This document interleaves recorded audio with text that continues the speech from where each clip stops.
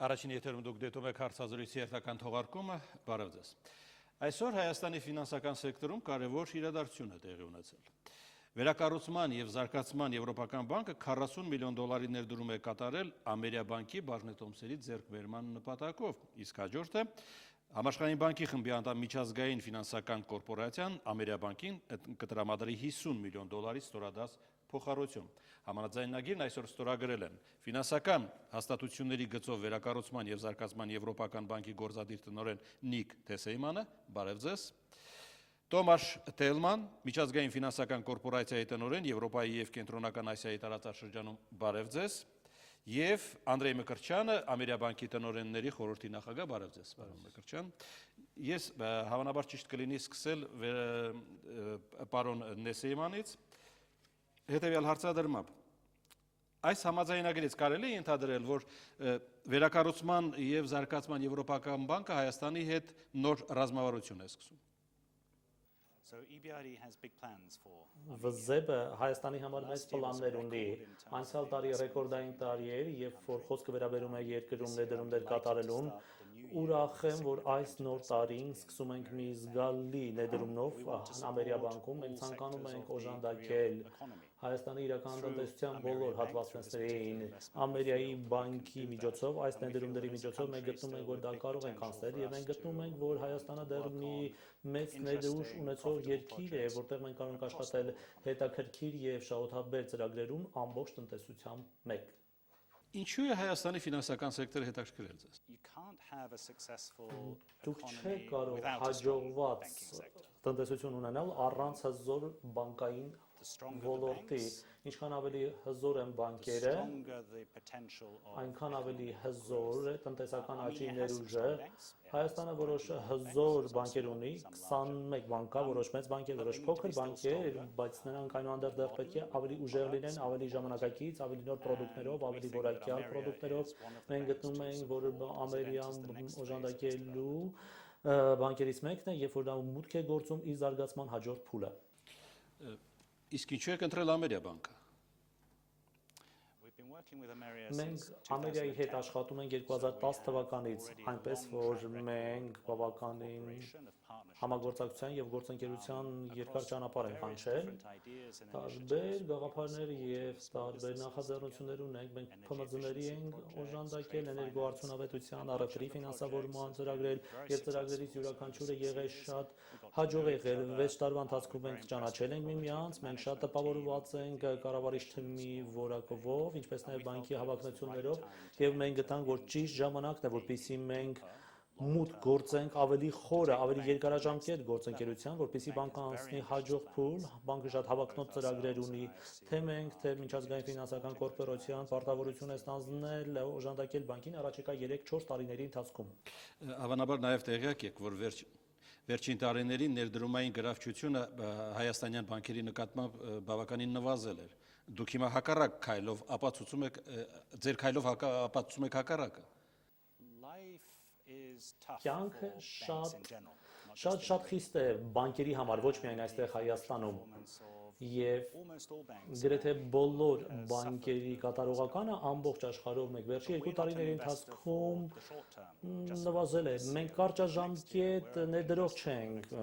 այս տարվա կամ հաջորդ տարվա համար, մենք 5-10 տարվա համար ենք ներդրող եւ Հայաստանի համար մեծ հետաքրքրություն ունենք։ Այնպես որ մենք փորձում ենք երկարաժամկետ հատվածում նայել բոլոր այն բանկերի դեպքում, որոնց հետ մենք աշխատում ենք եւ մենք կարծում ենք, որ այս բանկը ունի ռազմավարություն միջնաժամկետ, երկարաժամկետ հասարով։ Գիտեք ինչի հետ ճուկս դժվարությունների բանկերը Հայաստանում բավականին համուր են։ Պարոն Թելման, իսկ միջազգային ֆինանսական կորպորացիայի հետաքրքրությունները ո՞րն են Հայաստանի ֆինանսական սեկտորում։ Վերակառուցման եւ զարգացման Եվրոպական բանկի վեսպետքես IFC-ն միջազգային ֆինանսական կորպորացիան, որը համաշխարհային բանկի խմբի անդամ է, Հայաստանում բավականին երկար ժամանակ է աշխատում է եւ այս վերջին նոր գործընկերությունը Ամերիաբանկի հետ նոր երևույթ չեն։ Մենք բավականին ակտիվ ենք եղել մի շարք ֆինանսական հաստատությունում որպես վարկատու, որոշ դեպքերում որպես բաժնետեր, մենք առևտրի ֆինանսավորման օժանդակություն ենք տնտում։ Ամերիաբանկի հետ մոտավորապես 6 տարի է մենք աշխատում ենք։ ՎԶԲ պես մենք այն տեսանկյունի ենք, որ քանի դեռ չկա լավ հզոր ֆինանսական համակարգ ֆինանսական հատվածում, շատ դժվար է խոսել երկարաժամկետ կայուն աճի մասին եւ կայուն զարգացման մասին։ Մեր առաքելությունն է օժանդակել մասնավոր հատվածի զարգացմանը, աշխատատեղերի ստեղծմանը, օժանդակել երկրի տնտեսության մրցանակությունը, ինչպիսին Հայաստանում է եւ առանց ֆինանսավորման մատչելիության, առանց ֆինանսական հաստատությունների կարողության ֆինանսավորելու ներդրումը իրական հատվածի զարգացման օժանդակելու այս ամենը տեղի չի ունենա։ Այն ամենից կարող եմ ասել,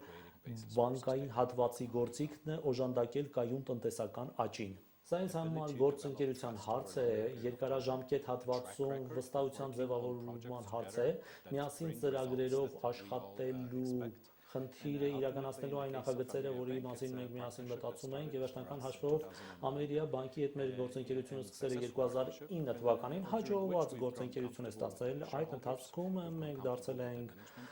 բաժնետեր, մենք մեզ շատ լավ ենք զգում ղեկավար թիմի հետ, եթե նայեք հայկական բանկերի ցանկին մենք աշխատում ենք ոչ միայն Ամերիաբանկի հետ, մենք աշխատում ենք շատերի հետ, բայց շատ հետևողական կերպով Ամերիաբանկի հետ։ Ներդրումային բիզնեսը, բանկային բիզնեսը դա գործընկերության եւ հարաբերությունների բիզնես է։ Եթե դուք երկարաժամկետ հատվածում վստահություն եք ձևավորել ձեր գործընկերոջ հետ, եթե դուք ունեք նմանատիպ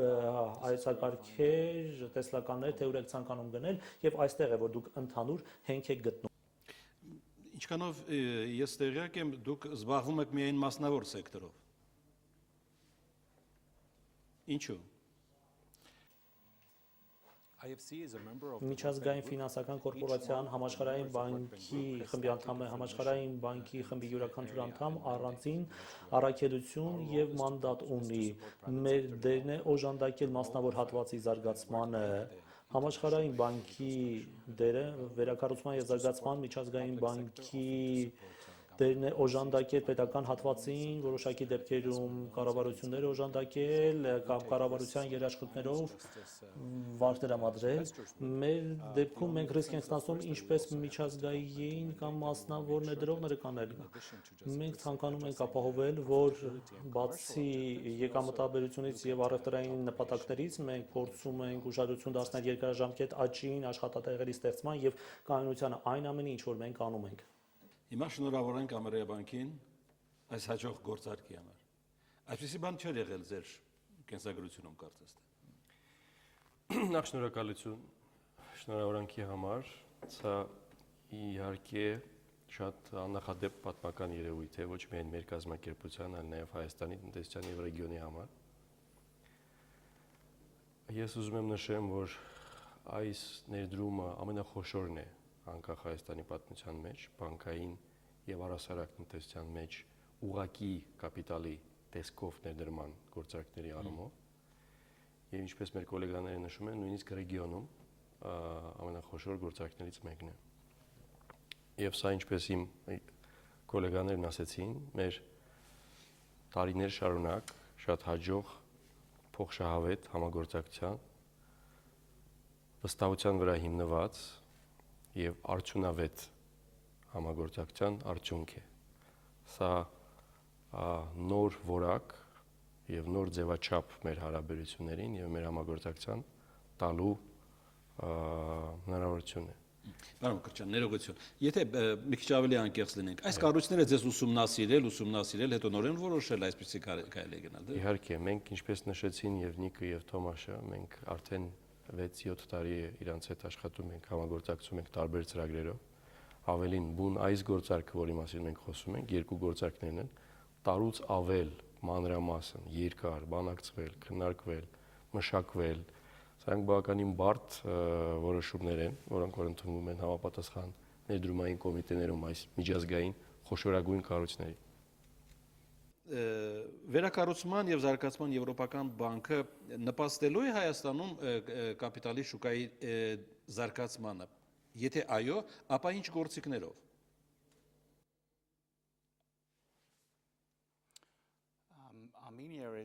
Հայաստանը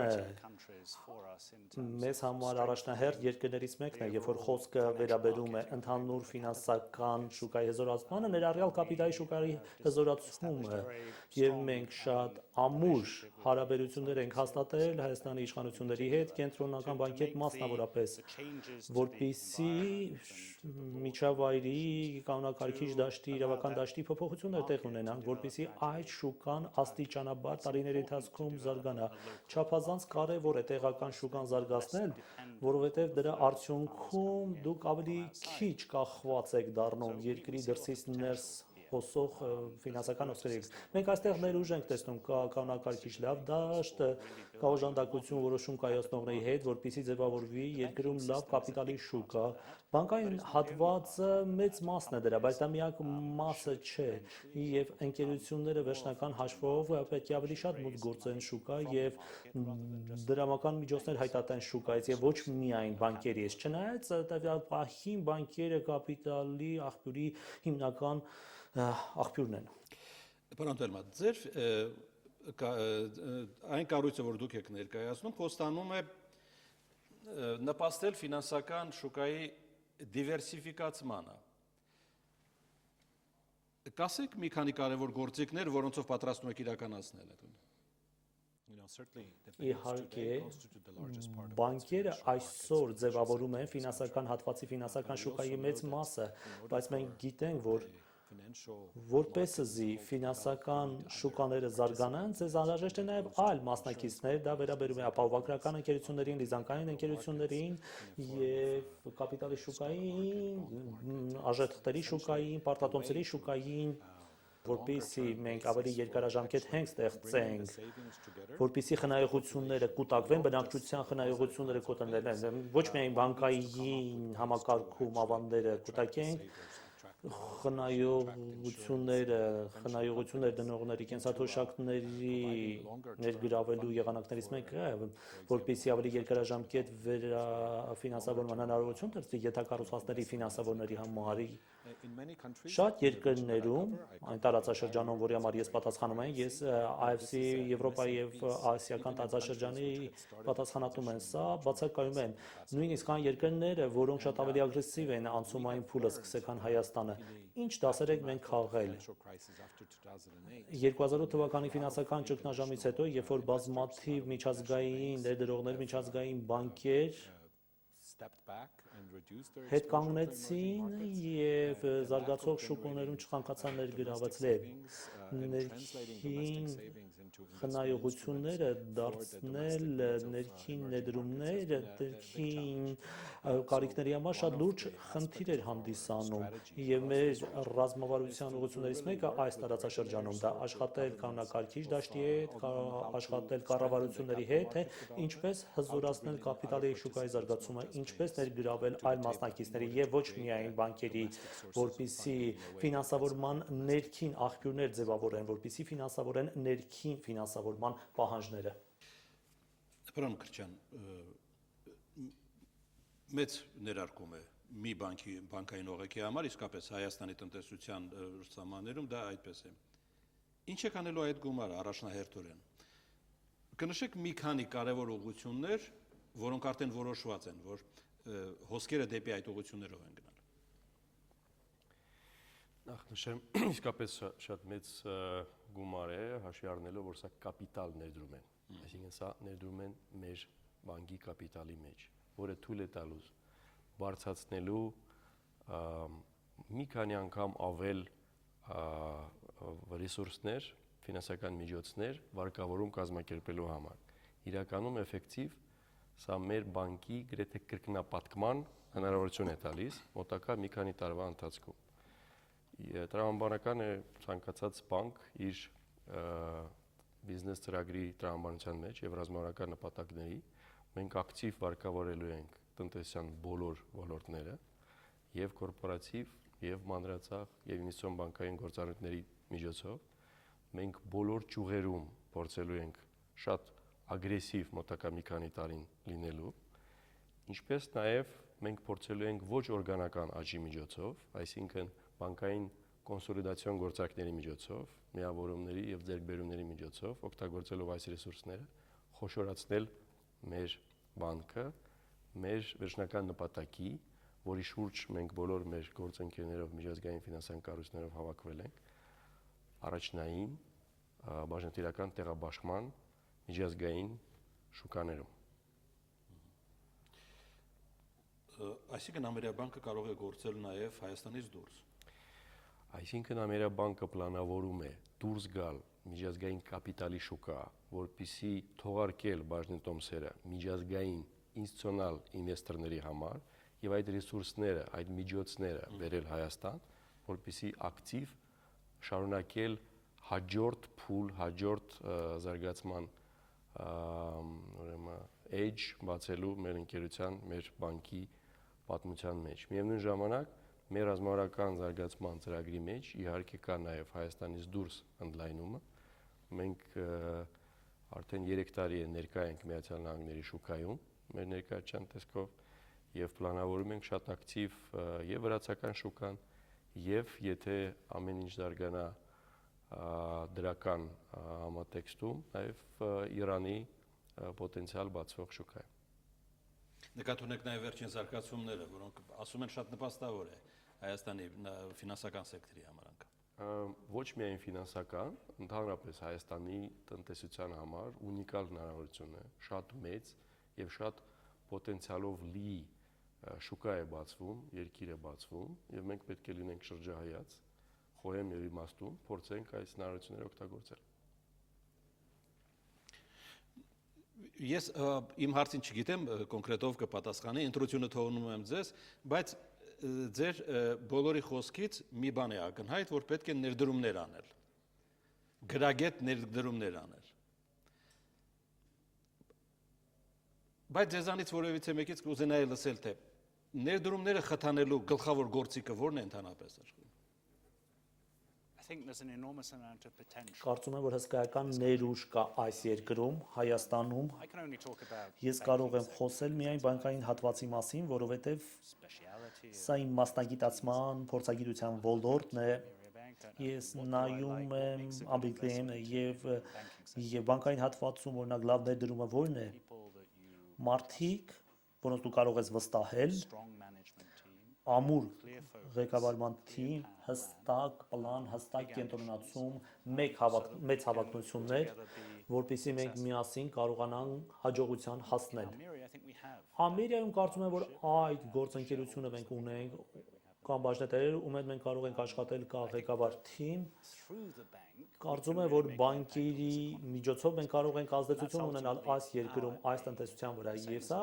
մեր վերջնական նպատակն է, ինչպես AFC-ին մենք ցանկանում ենք ունել ուժեղ, կայուն զարգացում այս երկրում, եւ մենք դրան կարող ենք հասնել Ամերիկաբանկի միջոցով։ Տվյալ դեպքում։ Այսինքն կա որևէ պայման, եթե այդ պայմանը չես կատարում, ներդրում խթանելը բացառում։ Գիտեք ինչ, յուրաքանչյուր ներդրող ուշադրություն է դարձնում այն չափանիշներին, որը համապատասխանում է տվյալ ներդրողի շահերին։ Շատ ընդհանուր առումով, իհարկե, ներդրումները կատարվում են այն գործընկերների հետ, ում դու կարող ես վստահել, ում հետ դուք լավ աշխատանքային փորձ ունեք։ Իհարկե, սա այն հենքն է, որի վրա ՎԶԲ եւ AFC ներդրումներ են կատարում։ Կա իհարկե ներդրումներ, որոնք շատ սպեկուլյատիվ հենքի վրա են անում, կարճաժամկետացում, դա մեր մասին չէ, մենք երկարաժամկետ ներդրողներ ենք եւ վերջնական հաշվով մենք ներկայացնում ենք մեր բաժնետերերին եւ բաժնետերի մեջ է նաեւ Հայաստանի կառավարությունը, մենք աշխատում ենք բոլորի հետ, նաեւ ձեր կառավարության հետ, որը նպաստում է ձեր երկրի զարգացմանը։ Իհարկե ֆինանսական հատվածը դրա մի մասն է, բայց ամբողջը չէ։ Հայաստանում ինչի կարիք, Հայաստանում կա ենթակառուցվածքների զարգացման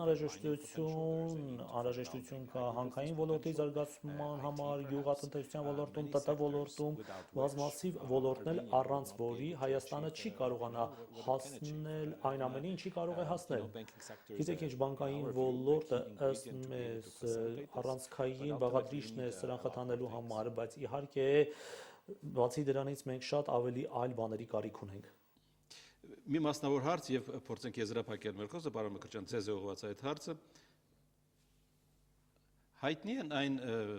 հնարավորությունները բանկի, որով դուք առաջարկելու եք այդ միջոցները տնտեսության մեջ տեղադրել։ Գիտեմ, որ մի քիչ փակագծեր բացելու բան առաջարկ եմ անում ձեզ, բայց չգիտեմ ինչ կանալ է։ Ես փորձեմ առաջինը ուզում եմ նշել, որ Ամերիկան արդեն անցած 3 տարում ամենախոշոր վարկատուն է Հայաստանի տնտեսության։ Մենք իրականում ամենախոշոր բանկն ենք անցած 3 տարում։ Եվ մեր վարկային ներդրումները, ինչպես ասեցի, 30-ից ավել ոլորտներում, բոլոր համարյա սեգմենտներում, հատվածներում տրամաբանական է, որ եթե մենք պետք է հիմա այս կապիտալ ներհոսքի եւ ներդրումների շնորհիվ մեծացնենք մեր վարկառման պոտենցիալը եւ դա պետք է անենք շատ ագրեսիվ, հետեւողական եւ պետք է ապահովենք այդ որակը եւ աճի տեմպի համակցությունը, մենք լինելու ենք մի քիչ ավել միգուցե ագրեսիվ նաև մեր պայմանների առումով, որպեսզի կարողանանք եւ այս բարդ ժամանակ տնտեսությանը օգնել եւ որպեսզի կարողանանք ապահովենք այս տեմպը մեր ռազմական ծրագրերը իրականացնելու համար։ Շնորհակալություն։ Եվ տեսական բնույթի հարց, ոչ միայն Հայաստանին չի վերաբերում։ Քանի որ պարոն Թելման, դուք մեր Կովկասյան տարածաշրջանը ինձ ենթադրում եմ, որ ավելի լավ գիտեք, կկարողանաք պատասխանել նաև այն հարցին, թե ինչ է կատարվում ֆինանսական սեկտորում մեր հարևան երկրների եւ նաև մեր։ Ոչ միայն անմիջական հարևան երկրներում, բայց եթե նայեք թե գլոբալ տնտեսությունում ինչ է տեղի ունենում զարգացող տնտեսություններում, մի շարք էական միտումներ կան, որոնք հիմա ծառացած են մեր առջև,